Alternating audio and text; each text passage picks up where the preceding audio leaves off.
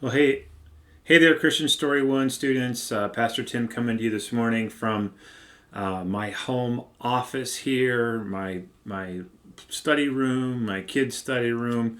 This is where I do a lot of my work when I'm at my house. I want to apologize to you for this morning. Actually, was in Van Persum Hall at 7:15 and ready for class, but just was really winded from walking up the stairs. Had a bad headache, had the sniffles, so I thought, hey, I want to do the safe thing and make sure I don't expose anybody to COVID. So I called off class and I zipped over to the hospital and got a rapid test done this morning, and that's negative. So I don't have COVID, which is great. Hopefully, this is just a 2 to 3 day thing, and we'll be back in the saddle this weekend and ready to go for next week. But I really am thankful that you were flexible with that. What I want to try to do here, though, is recap some of the highlights of what we would have done in class today had I been there. We do have the mini exam coming up on Tuesday, and as I mentioned to you on the email, the study guide is already uploaded in Blackboard, but that'll also be where I wrap up this video too, just with a rundown on that. At this point, I'm also hoping to have a study session at 1 p.m. on Monday.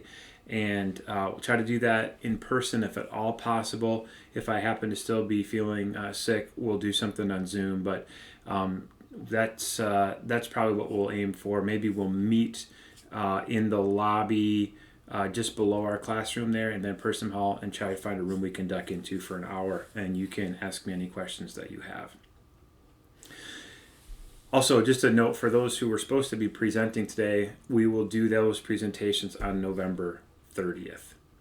So I'm going to use my software here to present to you the slides that I had scheduled for class, and I'll probably go through them a little bit more quickly than I would in class because you can pause this whenever you need to. You can screenshot these kind of things if you ever want to now.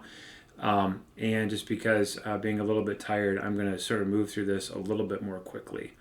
All right, so let's use this presentation software and pick up here in the pastorals. We talked about Titus as one of 3 pastoral epistles, and the other 2 are 1st and 2nd Timothy.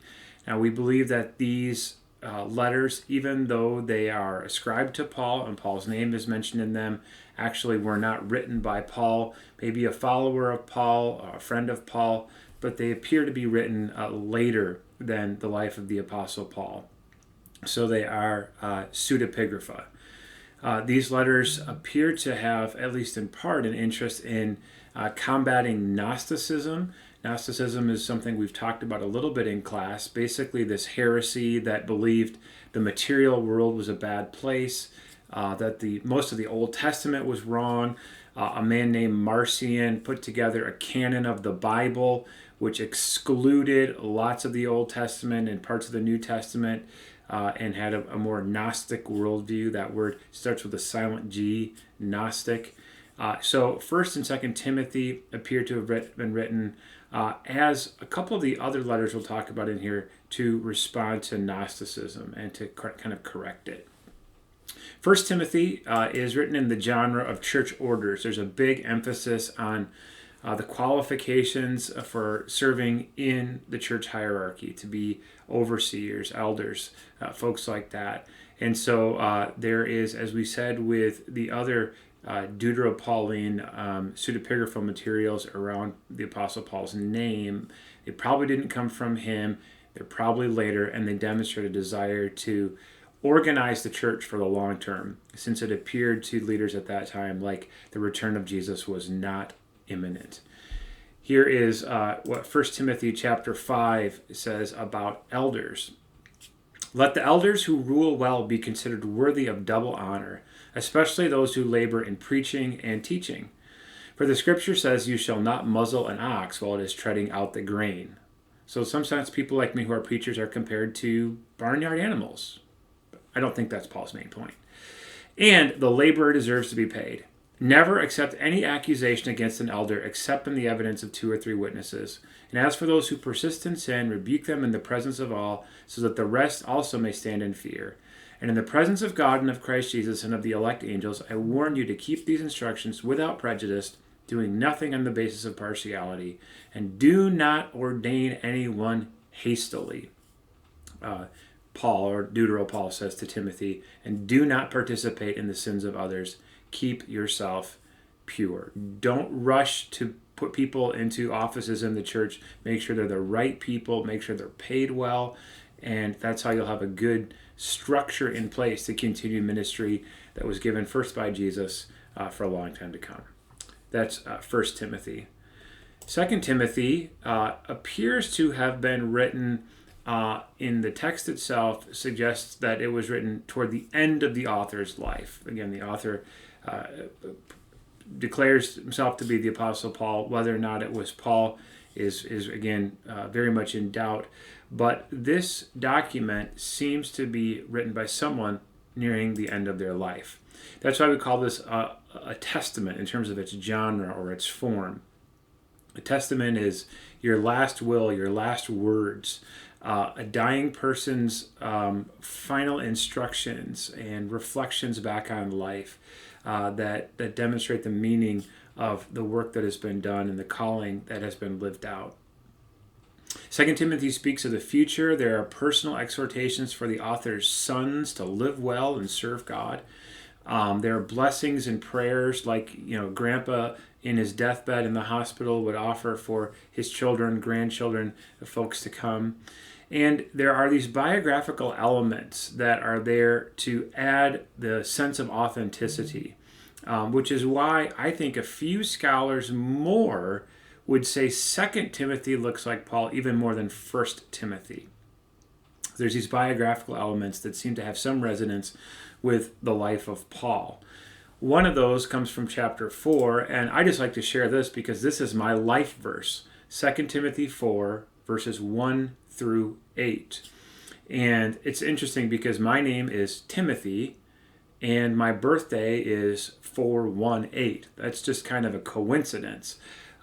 Because these verses are far more significant to me than just the chapter and reference in the Bible. Here's what the author, again, quote unquote, Paul says at the end of his life. In the presence of God and of Christ Jesus, who will judge the living and the dead, and in view of his appearing in his kingdom, I give you this charge. Preach the word. Be prepared in season and out of season. Correct, rebuke, and encourage with great patience and careful instruction. For the time will come when people will not put up with sound doctrine. Instead, to suit their own desires, they will gather around them a great number of teachers to say what their itching ears want to hear. They will turn their ears away from the truth and turn aside to myths. But you, keep your head in all situations, endure hardship, do the work of an evangelist, discharge all the duties of your ministry. For I am already being poured out like a drink offering, and the time for my departure is near. I have fought the good fight, I have finished the race, I have kept the faith, and now there is in store for me the crown of righteousness, which the Lord, the righteous judge, will afford to me on that day, and not only to me, but also to all who have longed for his appearing. I don't want to get too personal with you all, but this is the verse, the section of the Bible that means the most to me of any part in the whole Bible. And it's my prayer to live it out and be faithful to it so that when I come to the end of my life, I can look back on what I've done and have these things be true of me. Yeah, it really is very, very interesting that it's written to someone named Timothy, because my name is Timothy and I receive it as sort of a personal call from Christ on my life too. So that concludes the pastorals, Titus, 1st and 2nd Timothy, these documents that were written with Paul's name on them, but most scholars, 80 to 90%, would suggest they were not actually from the hand of the Apostle Paul. From there, as we wrap up our final module, consummation, we want to talk about a few other books of the Bible. We're going to end with Revelation, but I want to spend a couple of minutes on what are sometimes referred to as the Catholic epistles. Now, I put parentheses around the word general because maybe that's an easier name for you to remember. Catholic is a technical term in this case that scholars use. It doesn't mean Roman Catholic, like that division of Christianity. Catholic, before it referred to kind of a denomination, meant universal or almost global. So the word Catholic in this case is referring to the fact that these documents, Hebrews, James, 1st and 2nd Peter, 1st, 2nd, and 3rd John, and Jude, were written to be circulated broadly. So please note that there's a significant difference here in that a book like James was not written to James, but by James. And 3rd John was not written to a church like the way that Galatians or 1st Corinthians was. This, in this case, refers to the author and not to the readers. So you have to kind of be careful with that to make sure when you see these titles of books in the Bible that you understand which ones are written and entitled on the basis of a specific receiving audience and which ones are titled on the basis of the author himself. So in this case, James, Peter, John, and Jude are the authors of these, and they are not specifically intended for one community or church or region. They're meant to be circulated Catholically, generally, broadly, in other words. So let's start with a couple facts about these books. Hebrews and the 7 general letters. The general letters are James through Jude in the Bible. As we mentioned, they are addressed not to any specific church like Colossians was. So this is different. It's unlike Colossians and Ephesians and Romans. These documents were probably written during the decades after the death of the Apostle Paul. So these are a little later in church history. They discuss many problems of the emerging first century church, and these problems are increasingly, though not exclusively, outside in pressures. And by that I mean that in the Galatian letter, for instance, in the Corinthian letter, the problems that are being addressed are problems within the churches, often caused by people within the Christian family, Christians who disagreed with each other. The documents listed on the screen here often address problems that result from outside in, such as persecution. I mean, that would be the big one. Persecution by the Romans. And maybe even false theologies and doctrines that come in from the secular world into the Christian world. So these problems are increasingly, though not exclusively, outside in. Take a couple of minutes and talk about Hebrews. Hebrews is a fascinating book. It's one of my favorite books of the Bible to preach from, and it is one of the longest of these letters, quote unquote, in the New Testament. A couple of facts on this. The date of Hebrews is probably right around 70. Often we hear the word 70, the number 70, because it refers to the destruction of the temple.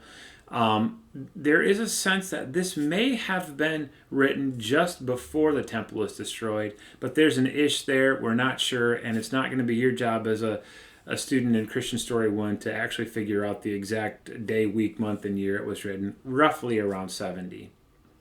The author is anonymous. There's no name attached to this particular book, and it's probably a Jew who has been Hellenized, so someone who can speak Greek, can live and move pretty freely among Gentile people, but grew up Jewish. There's clearly an understanding of the temple and old Jewish traditions that suggests, sort of like the Apostle Paul, was raised Jewish, but became very comfortable living in the Gentile world as well, in the Greek world, the Hellenized word.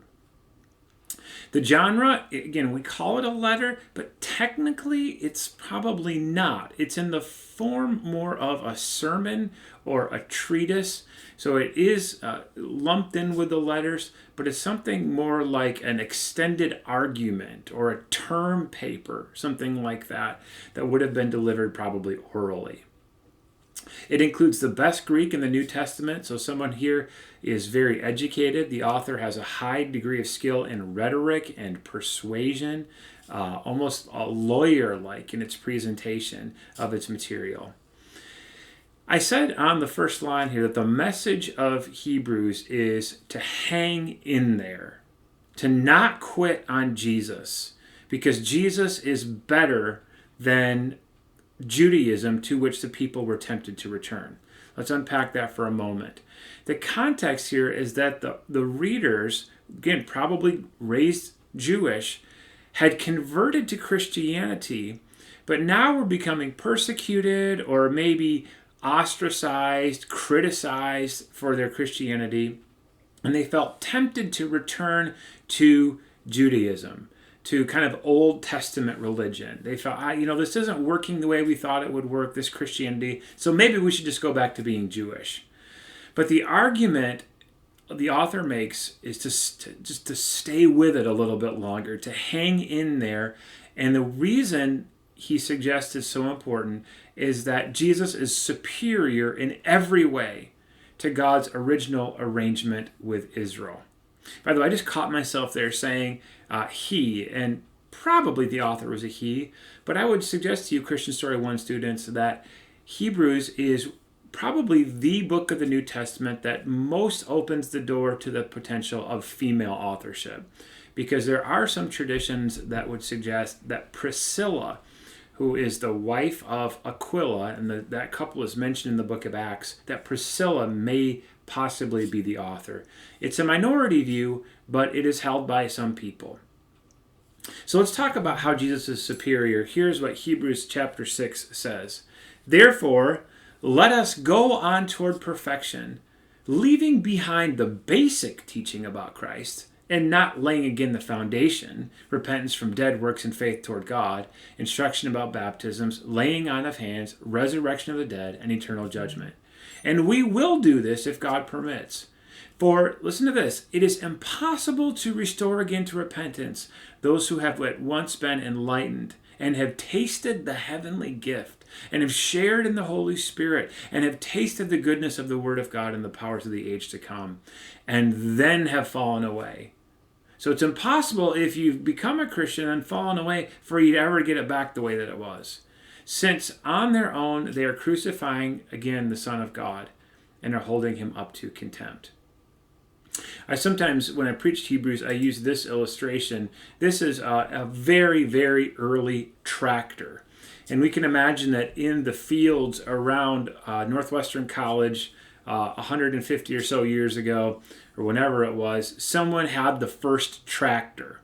And people there had been raised to clear their fields with horses, probably draft horses, for generations. And then someone introduced this tractor. And, initially the tractor looks cool. I don't have to feed this thing. I don't have to clean up behind it. A tractor can do the work of a horse even better with less work. But I imagine that the first guy around Sioux County with a tractor had a whole bunch of problems with that tractor too. Like a part would go out and it'd take a long time to get another one in, or you'd have a leaky oil pan, or the thing wouldn't start up on a cold day. And having the first tractor being, in other words, an early adopter, would have been filled with headaches. And there probably was, I'm speculating, some point when the guy who had the first tractor in Sioux County thought, man, this is dumb. I should just go back to horses. I knew how horses worked. This is just too complex. And too many problems and too much busy work related to maintaining a tractor. But you and I, looking from the perspective we have, would say to that person, hey, hang in there. You're going to figure it out. It's going to get better. That tractor is going to show its worth over time. And you just can't go back to plowing fields with horses anymore because the tractor is so much better. In some sense, this is the argument the author of Hebrews is making. Jesus is so much better than Judaism, you can't go back.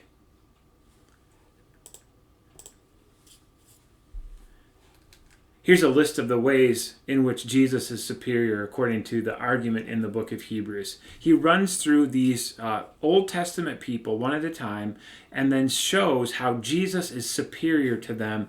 In other words, don't go back to these guys or the way they did it or their understanding of God, because Jesus is better. Jesus is better than angels, the author says, better than prophets, greater than Moses, greater than Joshua, greater than Aaron. I mean, that's like, those guys are on the Mount Rushmore of Judaism. But Jesus is better. Jesus is a high priest forever in the order of Melchizedek. And we'll say a little bit more about that on this slide. Who was Melchizedek?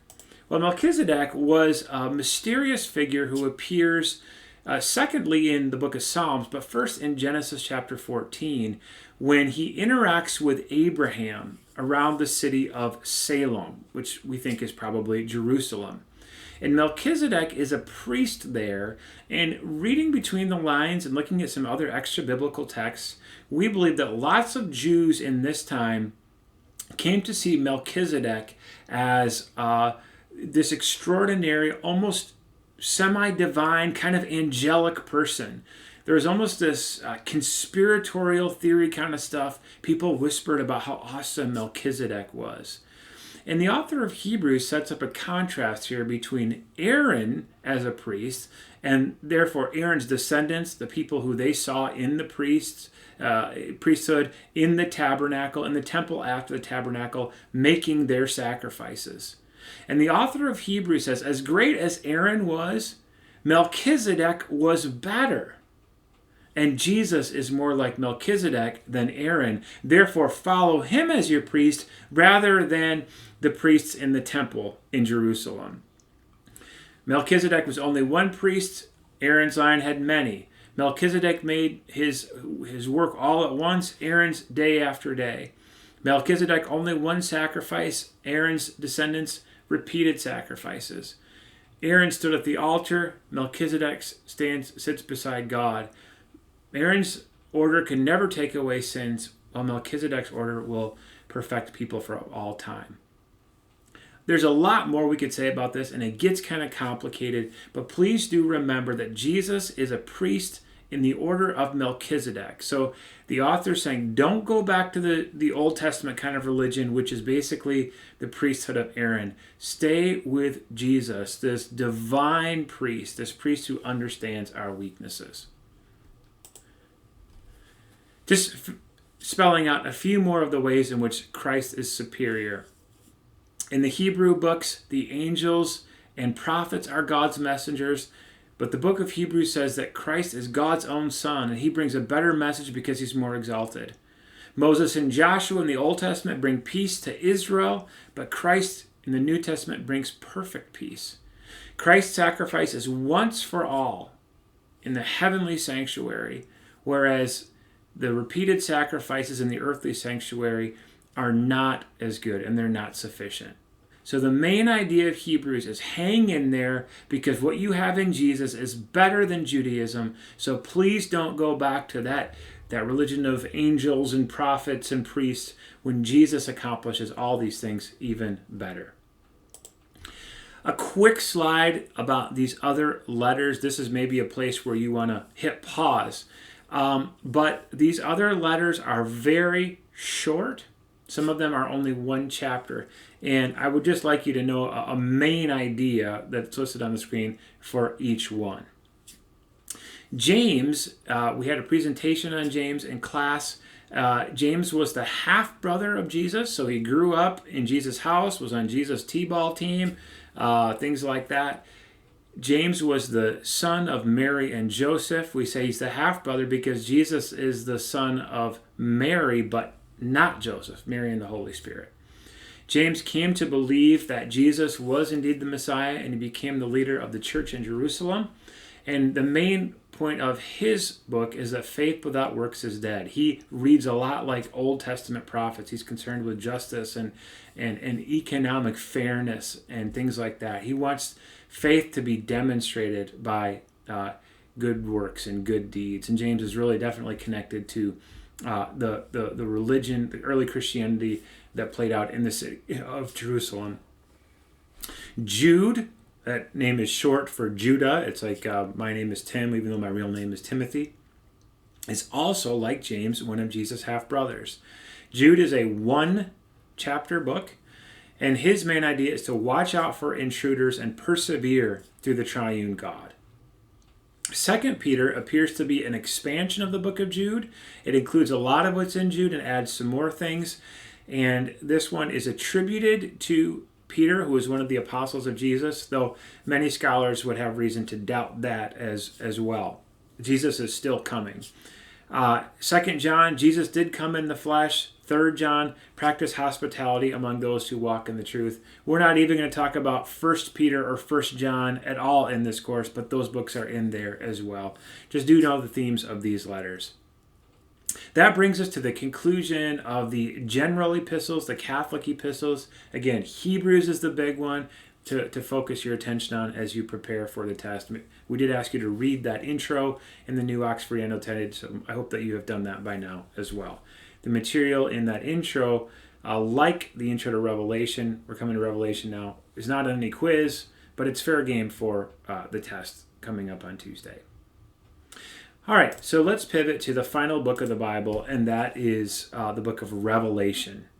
And the theme of Revelation is similar to that of Hebrews, and that is to hang in there. In the case of Revelation, we think that the persecution here is a bit stronger. We'll talk more about that as we go on over the next few moments. I do want to point out, and this is going to sound nitpicky, but it's a pet peeve of almost every biblical scholar and pastor. The name of the book is Revelation singular, not Revelations plural. It's one revelation. It's not revelations. Hang in there, part 2. The word revelation means the unveiling. It's the revealing.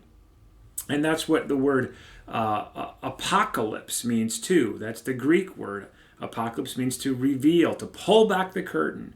And the idea in the book of Revelation is that the curtain is being pulled back on what God is really doing. Even though the people who are reading it are on the far side of the curtain and they maybe can't see all of what's happening, God is up to some amazing things. And the author of this book, who is kind of like our guide into seeing the true and real world beyond the curtain, is going to describe it for us.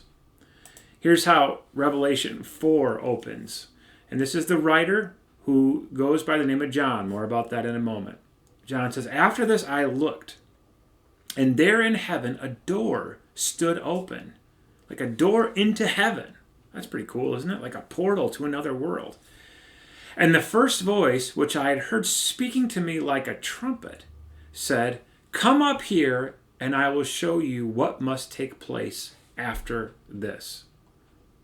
So let's get a few facts on Revelation here. We might say that Revelation functions with 2 C words, crisis and catharsis. There is a crisis among the readers. They are having problems. There's persecution. There is trouble. There's a crisis. Catharsis means literally to heal your heart. How can you purge your heart of fear and doubt? How can you feel better about what's going on? That's what the unveiling is intended to show you why you can hang in there, why your heart can be strong and encouraged, even though there is difficult persecution going on. The author, the book says, is someone named John. And some people in the past have believed that this was the friend of Jesus, Peter, James, and John, right? One of the apostles. But I think that most Bible scholars have moved away from that view. And it's safer just to say John the Elder, or perhaps John the Seer, S-E-E-R. The date, this one has a really, really wide berth. Anywhere from the second half of the 1st century, perhaps 50 AD, all the way to the end of the 1st century. Anywhere between 50 and 100, kind of fair game. Some people would say it's better to say it's either around 70 or around 95, but scholars really have had a difficult time pinning this one down with any more certainty than to say it's in the second half of the 1st century. The location where this book was written is the island of Patmos. The island of Patmos is an interesting island, and if we lived in this region at that time, we would hear island of Patmos the way that perhaps today we would hear island of Alcatraz or Rikers Island, if you know anything about New York City. Because Patmos was a prison island. It was a place where you would put people who maybe were not convicted of super serious crimes, but they were exiled. They were taken away from their home because they were troublemakers. Probably didn't deserve the death penalty, but they had to be put into timeout. And so the author here, John, has for some reason got caught up with the Roman authorities, and he's been placed on Patmos because he's been preaching the gospel, because he's been working with these churches. For some reason, he's been put up on charges, and he's been exiled onto the island of Patmos. I was not exiled, but I did have a chance to visit Patmos a few years ago. This is a picture of the cave where local tradition suggests John received his revelation. It's very doubtful whether this is the actual cave. Our guides there noted that it wasn't really until the last couple hundred years or less that people have thought this was the cave of the Revelation. But once they found it and they realized tourism would bring some dollars to people who wanted to see the cave of the Revelation, they decorated it and told people this is where it all happened. But it did happen somewhere on this island. So again, why Patmos? Well, the author is exiled probably because of this man. And this assumes a date that is later in the first century. Emperor Domitian. Domitian has a mixed record historically. It's believed maybe he gets worse reputation than he deserves, but he probably was responsible for some persecution of the church in the area where Patmos was located, the area in which Revelation was then circulated as a document, which we call Asia Minor. Basically the western coast of Turkey today. That this guy was bringing up some occasional, maybe not super severe, but plenty hard persecutions against the Christians. So what is the genre of Revelation? Well, this is a question that is a bit unanswered. And so there are a number of things we would raise as part of an ultimate conclusion that it's kind of a mixed book in terms of its genres. Clearly, there are letters in this particular book. We'll talk about those in a minute. But it's probably not fair to call the whole book itself a letter. Revelation believes that includes prophecy. Is it a prophetic book? Well, yeah, it's that too, because it does describe things that are yet to come in the future. But there's also this genre called apocalypse, which we talked about with Daniel. And apocalypse is a kind of genre that, well, looks at the world, the real world that's actually happening, but has been hidden from us. It gives us a glimpse into that world, and it uses a number of different cues and clues to tell us that it is, in fact, apocalypse.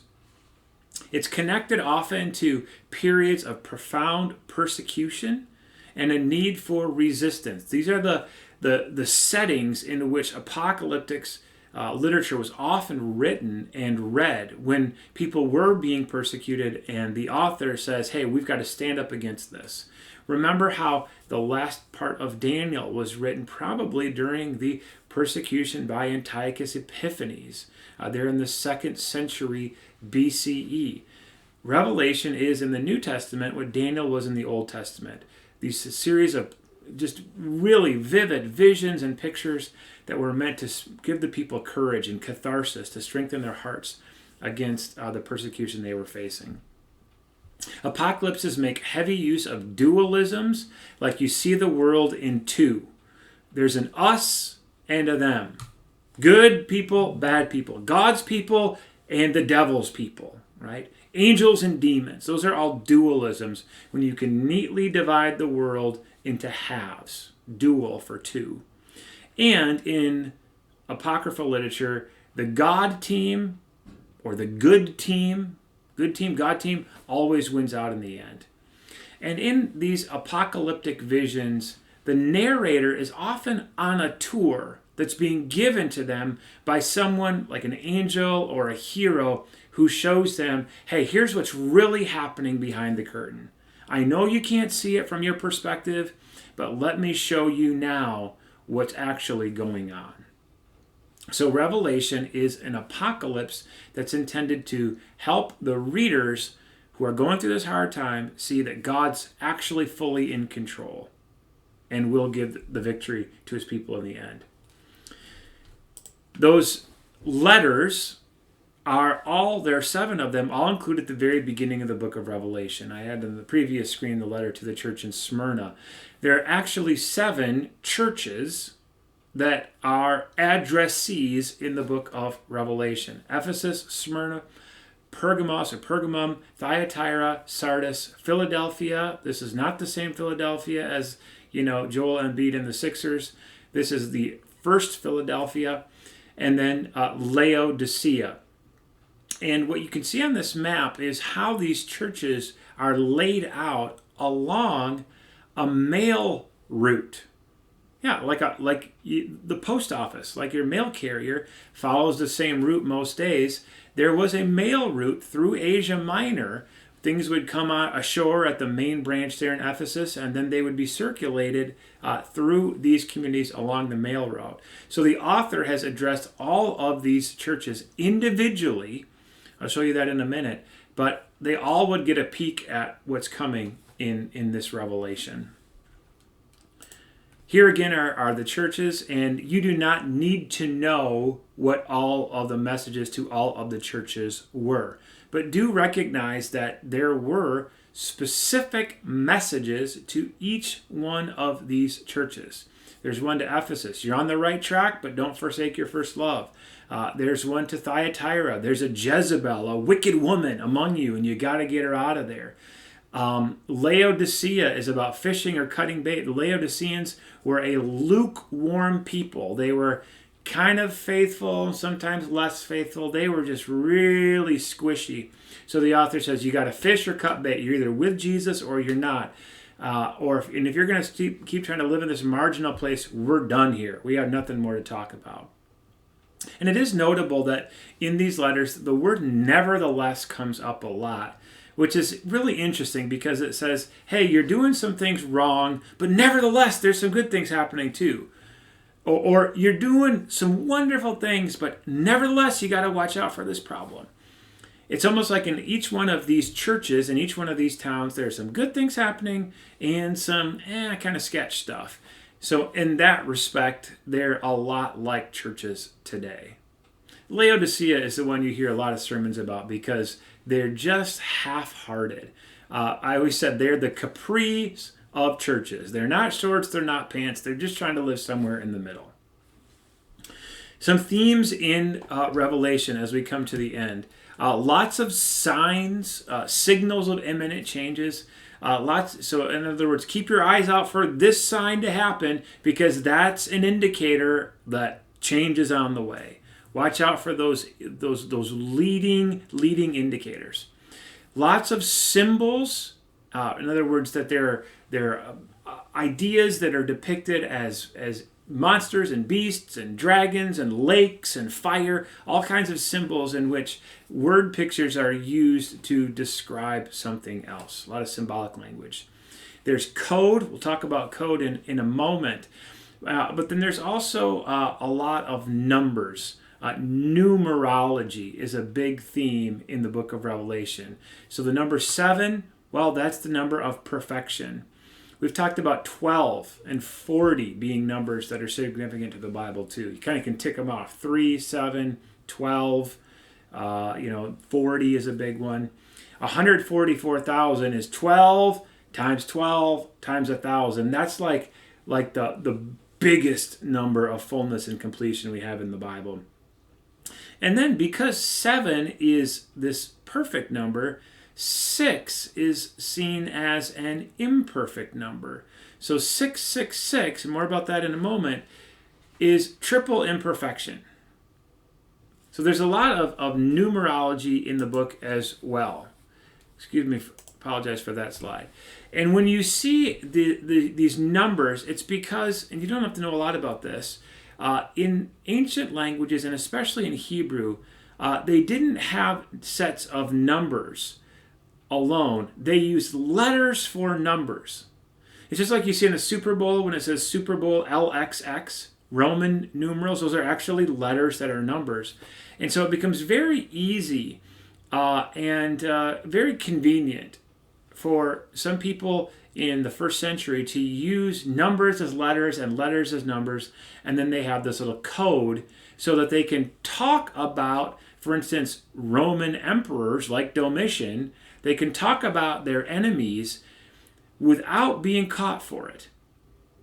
So if that letter happens to fall out of the mailbag of the mail carrier on that route from Ephesus all the way to Laodicea, and it falls into the wrong hands, the Christians won't be persecuted because they can say, well, that's not what that's about. But within the family, if you can break the code, you actually know what it is about. Funny story, when I was in 10th grade, I had this girl in my class I really, really liked. I just totally had a crush on her. And I told a buddy of mine that I did. And he had a girl in the class that he really liked too, and he told me that he liked her. So when we were around these girls, we had code names for them. And the code name for the girl I liked was Wonderwall, which is actually the name of a song by the band Oasis. And so whenever I was around this girl, whose name was Carrie, and my friend Chris, I would say, boy, Wonderwall is really looking cute tonight, right? You know, I'd talk about her when she was in the room, but she had no idea, which was a really convenient thing to have that code and have her not know about it. Except I found out later that my friend had told Carrie that her nickname was Wonderwall, like the day after I gave her that code name. So the whole time I was talking about her, she knew I was talking about her. And that's why I murdered my friend. Just kidding, I didn't do that. But sometimes codes can be helpful. And sometimes people push it too far. There's a book that came out a few years ago called The Bible Code, which really leans heavily on this. Letters can be numbers and numbers can be letters. And so they found all these amazing predictions in the Bible when they lay out as you can see here, all the letters of the Hebrew alphabet and find these in Exodus and Ezekiel and stuff. And yeah, it's kind of fun, but to the original readers, it served a very important purpose. They could describe people being sort of hidden and undercover from getting caught if the letter fell into the wrong hands. One of those numbers is specifically worth our attention, and that's the number 666. You've heard this number before, the mark of the beast. Revelation 13 says that the reader should calculate the number of that beast because it's a name or number of a person. Interestingly, if you do all of the code breaking and stuff, the number 666 can mean just in general beast, like it can mean that noun. But many people also think it could mean Kaiser Nero, Caesar Nero, who was a great persecutor of the church, so that the beast is a former or perhaps current emperor of Rome. But it's probably not something that applies to our world today, right? People always freak out about 666 today, which goes to a tendency to use Revelation as something that applies exactly and directly to our world today rather than to its original context. And we'll say a little bit more about that in a moment. So some themes of Revelation. Well, one of the big ones is the clash of powers. Remember we talked about these dualisms? The great power of Satan, which is the beast and the evil on this earth, versus God's eternal power and ultimate salvation. Clash of powers. But God's power is the one that will have the victory in the end. There's a theme of justice, that those in Christ, if you're faithful through the tribulation, you will be vindicated with ultimate victory. That in the end, that justice will be served, the wrongs will be righted, and earth will be put back to its just and good condition. There's a theme of beasts. All kinds of beasts pop up, dragons and huge monsters in the book of Revelation. This is interesting because not only are beasts often used in apocalyptic literature, going back to Daniel and Ezekiel, but also the fact of the matter is that at this time Christians may have been thrown before beasts like lions in the Colosseums, in the arenas. And the author says, hey, if we can survive these dragons with 7 or 10 heads and all these horns, hey, you can withstand lions. Even if you die in that arena, in the end you will have the victory. And there's also this theme of crowns, that these beasts often wear crowns and people on thrones wear crowns, which asks the question, who's really ruling? And some crowns get knocked off and some crowns get placed on. But this is a question that the readers would have been dealing with. Who really finally is in charge of this world when it seems like things are going so badly? A few of those kind of beasts are depicted all over Google. You can find these things. Here's a picture, just one of them by an author. You can see in the bottom there, revelationillustrated.com. I haven't gone elsewhere in that website to see what other things are illustrated. But you see horns, you see multiple heads, you see kind of hybrid animals all mixed together. These are meant to show the terror of sin and wickedness in the world, but ultimately they all fall and are destroyed by Jesus, who's depicted as a lamb and a lion in the end. So let's kind of bring this to a conclusion here. Just the structure of Revelation is in 4 visions, and we'll go through these fairly quickly, but I want you to notice the sequence in this. In the first vision that the author receives, John the visionary, John the elder, he has a vision of the glorified Christ. All right, so his first vision, he sees Jesus. And listen to how Jesus is depicted. This is just from verses 12 through 18. Then I turned to see whose voice it was that spoke to me. And on turning, I saw 7 golden lampstands. Those lampstands are probably representative of those churches. And in the midst of the lampstands, I saw one like the Son of Man, clothed with a long robe and with a golden sash across his chest. His head and his hair were white, as white wool, white as snow. His eyes were like a flame of fire. His feet were like burnished bronze, refined as in a furnace. And his voice was like the sound of many waters. In his right hand he held 7 stars, and from his mouth came a sharp, 2-edged sword. And his face was like the sun shining with full force. And when I saw him, I fell at his feet as though dead. But he placed his right hand on me, saying, "Do not be afraid. I am the first and the last, the living one. I was dead, and see, I am alive forever and ever, and I have the keys of death and Hades." This is one of those very elevated Christologies again. Look at how Jesus is depicted. He's the Son of Man. Remember that phrase from Daniel? And in like Mark and the Gospels, it's back again. Because Jesus is this exalted human who now ascends into heaven. And he's just perfectly white and beautiful and fiery.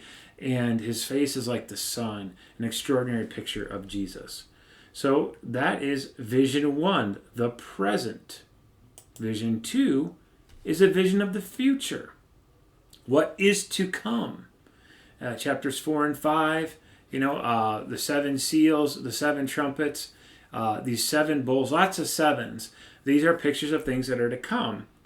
And then we've gone present, future, and then we come to the end, where there is a definition of Babylon's destruction. Babylon is representative throughout the book of Revelation for Rome. Like Babylon was in Daniel's day, the capital and the seat of the pagan peoples. In John's day, it's Rome. So Babylon symbolizes Rome. And as we get to chapter 21, here we see the end of the world, the end of the age. Here's what it says. "And then I saw a new heaven and a new earth. For the first heaven and the first earth has passed away, and the sea was no more. And I saw the holy city, the new Jerusalem, coming down out of heaven from God, prepared as a bride adorned for her husband. And I heard a loud voice from the throne saying, 'See, the home of God is among mortals. He will dwell with them, and they will be his peoples, and God himself will be with them. He will wipe every tear from their eyes. Death will be no more. Mourning and crying and pain will be no more, for the first things have passed away.' And the one who is seated on the throne said, 'See, I am making all things new.' Also he said, 'Write this, for these words are trustworthy and true.' And then he said to me, 'It is done. I am the Alpha and the Omega, the beginning and the end. To the thirsty I will give water as a gift from the spring of the water of life. And those who conquer will inherit these things, and I will be their God, and they will be my children.'" Those words, the first 7 verses of Revelation 21, have given Christians throughout the ages incredible comfort. When you really stop and listen to them and let them sink in your heart, the corners of your eyes will water up with tears, because the vision of the end of everything sad, everything hard, everything difficult coming untrue will make you live your life in a different way. Extraordinary words. So, 4 visions: the present, the future, the end. Well, how can there be a 4th vision after the end? Well, this is the plot twist at the very end of our Bibles. We go back to the beginning, where there is a new creation. And we see, for instance, the river of life and the tree of life. We last saw the tree of life back in Genesis chapter 3, right? Chapter 2 and 3, where Adam and Eve took of the tree of life. So we have the longest arc in this great rainbow, which spans all the way from the 2nd chapter of Genesis to the last chapter of Revelation. The very end of the book brings us back in some way, full circle, back to the beginning. Let's wrap up. A couple of practical applications, things that are happening in Revelation. There's a lot of worship. There's more talk about worship, more visions of how worship should go in this book than in any other New Testament book. And the worship is about diversity, it's about celebration, it's about community before the throne of God in the presence of the Lamb. Definitely there's an application here about persecution, and that is that believers can expect to face persecution in this world, especially the closer we get to the end of the world. And you and I don't live with as much persecution as most Christians in the past have, but some Christians in the world today really do face everyday Domitians, right? People in their nations and in their territories where they are persecuted. Future hope for Christians, and here's where we have the clearest picture of the hope that believers have. And having this hope should be catharsis in the crisis, that we should be motivated to serve God. And then lastly, creation care, that the heavens are meeting the earth and not replacing them. Heaven kissing earth, touching earth, is this beautiful picture of Revelation. So therefore, because the earth is not going to be replaced, burned up, destroyed, we should care for it because it has an eternal future in front of it. And then impractical applications, just a word or two about this. I don't want to preach at you, but Revelation is not a good place to try to identify the Antichrist. Antichrist appears 2 times in the New Testament, and none of them are in Revelation. So be careful with that. The Antichrist is a figure that most Christians in the early days believed was out there, sort of a mirror opposite to Jesus, who would cause great harm and destruction in the world. But this is not a good book for identifying the Antichrist as, Joe Biden or Donald Trump or the Pope or, Mark Zuckerberg, because everybody's been compared to the Antichrist, it seems like, if you're ever in any kind of global position. It's also not a good book to go to predict the date of the second coming. Really, nothing is. But that has not stopped people throughout history from reading books like Revelation and trying to put a date on the calendar. It's almost always the 21st of the month, whenever that is. But that's not what Revelation is for. It is intended to depict the world of Asia Minor and the conditions of those churches who are going through heartbreak and difficulty, to allow them to talk about their enemies in kind of in safe spaces in terms of the literature there, and to give them strength and hope that God will in the end have the victory. So you sometimes see charts like this that talk about dispensations, and then here you have all these things in Revelation. They're really, really interesting. They take a lot of ink on the printer, but they're really not very good guides to the timeline for when things will happen. So that brings us to the end of the book of Revelation, the end of the New Testament, and end of the Bible. Now, what we're going to do after Thanksgiving break is we're going to sort of double back and then zip through the whole Bible again using our book, The Unfolding Drama of the Bible by Bernard Anderson. So we are not entirely done with all of these ideas, so please don't forget them. But you now have what you need to have prepared for the mini exam coming up on Tuesday. Let me just run through again here what's on Blackboard as far as a study guide for the mini exam. I mentioned it will be all multiple choice. Well, I just fudged that a little bit. They're all multiple choice and matching. So there's no fill in the blank where you just have to come up with a name. All the right answers are on the page. You just have to put the right answer in the right blank. So there should be no empty lines on your answer sheet when you turn it in. The exceptions are the books of the Bible. Again, please know all the way from Genesis to Revelation. They're all fair game. Know their order and know the right spellings of each. I've said that, 20 times to you now, so there should be no surprises. And then also the 2 extra credit mini essays based on the Miracle Maker. And I'm going to read those carefully, so you can't just throw something on the page. But basically, those questions are, how does the Miracle Maker depict something that's in the Bible in a way that you found interesting?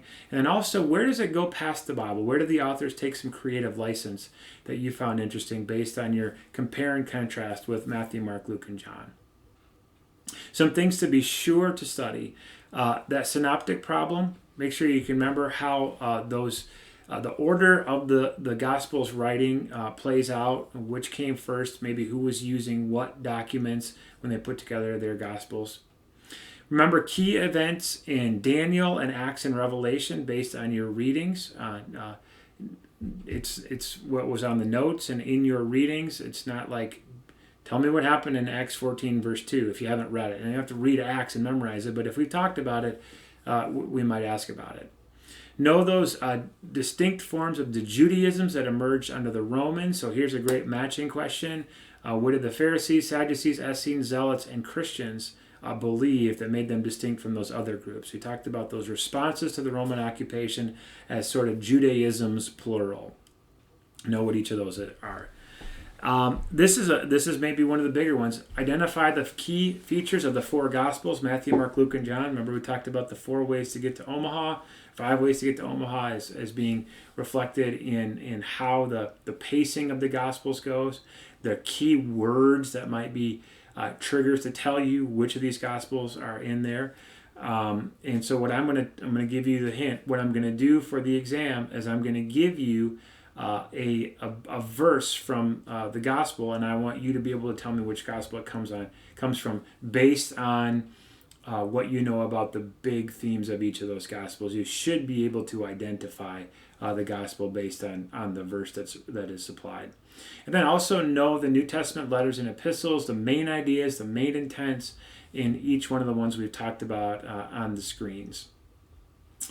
There's going to be a part about political leaders, like individuals who maybe aren't central biblical characters, but we talked about because they play a big part in history. So, for instance, Alexander the Great might be one to learn. Maybe Nero, someone like that who we've talked about. Who were they? Where did they rule? And what did they contribute? And then understand the classifications of the letters. So which ones are genuine Pauline, that list of 7. The disputed Pauline, there was just 2 in that one. The pseudepigrapha, where we have the pastorals, where we have Ephesians. And then those Catholic/general ones, Hebrews and Jude and James and ones like that. So that's going to be the main thrust of the exam, is what's going to be on those bullet points. Now, are there details in the readings on there? Maybe 1 or 2. Those are there to reward those who are especially studious, who've taken really good notes, who've poured into this. They're going to separate, I would say, the A's from the A minuses. But you can get an A- B+ by just knowing that stuff in the middle of this page right here. And it's also uploaded into Blackboard. Again, let me just check my text here because, that works well. So I'm going to have a lunch meeting at the college at 11:30. And I will be in VPH. You know what? Let's just say we're going to be in VPH at 12:45 p.m. on Monday in the lobby beneath our classroom. And we'll try to find a space where we can get together and talk, and you can fire some questions away at me based on your study to that point to just kind of, top you off in terms of your knowledge before the exam on Tuesday. I look forward to seeing you then. I think that this exam will take the least amount of your time because you have to do less writing. Just kind of put the right letter or number down for the matching and multiple choice, and you should be able to get through there and get on to Thanksgiving break after that. Thanks for hanging in there for 59 minutes and 30 seconds, and we will see you soon.